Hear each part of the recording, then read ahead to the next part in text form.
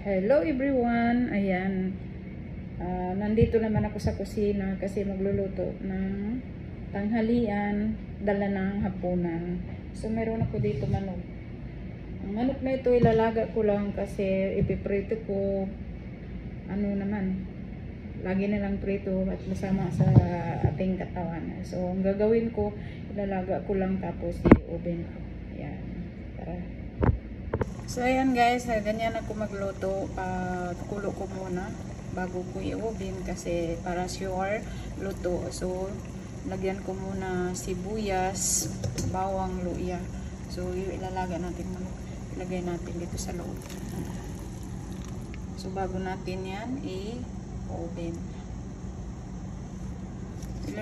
Lalagyan natin din ng paminta tsaka asin. So, yan lang po. Kasi kung kayo ang magluto, pwede naman lahat lagyan nyo ng kung ano-ano na pangpalasa. Pero sa akin, hindi ko na lagyan kasi bawal sa ating kalusugan.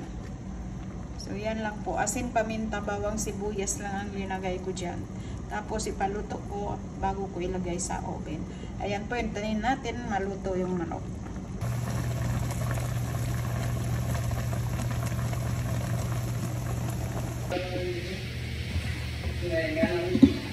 Dala nyo. So, ayan, luto na ang ating manok. Ilalagay natin sa oven. Pakulahin. So, ayan. Gusto ko yung mga sibuyas dito ang gilid. Para mayroon.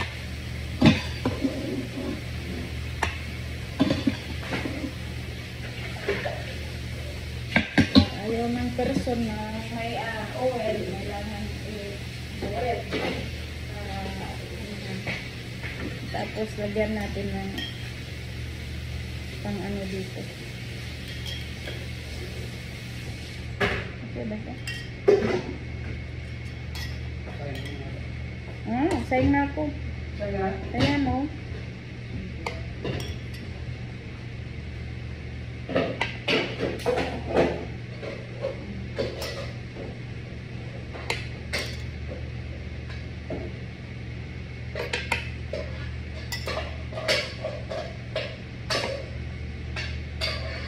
Hindi pa yan, panis. Yung ano yan. Sarap pa yan. So, ayan. Ilagay natin sa oven. Waiting for the manok.